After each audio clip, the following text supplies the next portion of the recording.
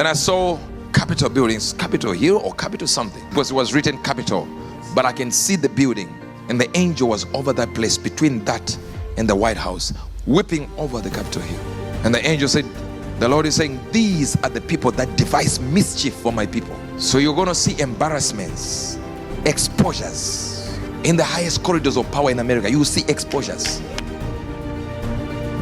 So post 2021, so this is last year, 2024, we spent $697 million of the taxpayers' dollars in Afghanistan, including $534,719,000 in change from USAID in Afghanistan. Afghanistan is ruled by folks named Sarayuddin Haqqani. The Haqqani network mean anything to anybody in the room? How about Abdullah bin Laden? Who gets some of that money? Does that name ring a bell to anybody in the room? Your money, $697 million annually, plus the shipments of cash funds madrasas, ISIS, Al-Qaeda, Boko Haram, ISIS Khorasan, terrorist training camps. That's what it's funding. $1.5 million for DEI in Serbia, $47,000 for transgender operas in Colombia, $2 million. The former ambassador to Guatemala talked to me about this, $2 million for transgender surgeries in conservative country like Guatemala. It's a long list. I mean, USAID funded scholarships for people who became terrorists like Anwar al-Awlaki. We've sent, under the guise of USAID, we sent money to UNRWA, which returned funds directly to Hamas. In blatant violation of U.S. law, the Helms Amendment, PEPFAR has funded abortions and killed babies. What is happening in Africa is just the tip of the pro-abortion iceberg that the Biden administration weaponized aid agencies into.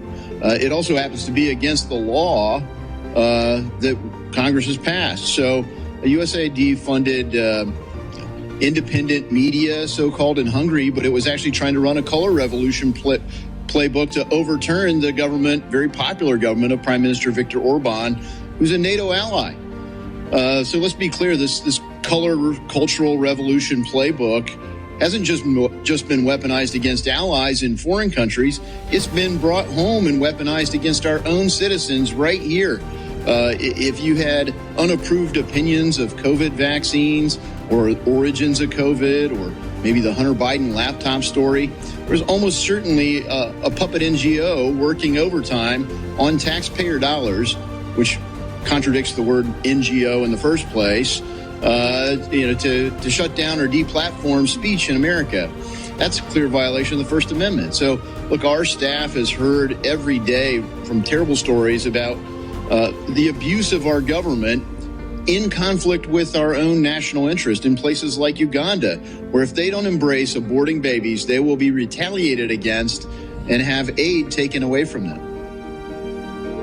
I was made aware of the funding from USAID to media outlets, including Politico, who I know has a seat in this room. And I can confirm that the more than $8 million taxpayer dollars that have gone to essentially subsidizing subscriptions to Politico on the American taxpayers' dime will no longer be happening. The Doge team is working on canceling those payments now. Powered by the Holy Spirit, Uebert Angel. More up to date than tomorrow's newspaper.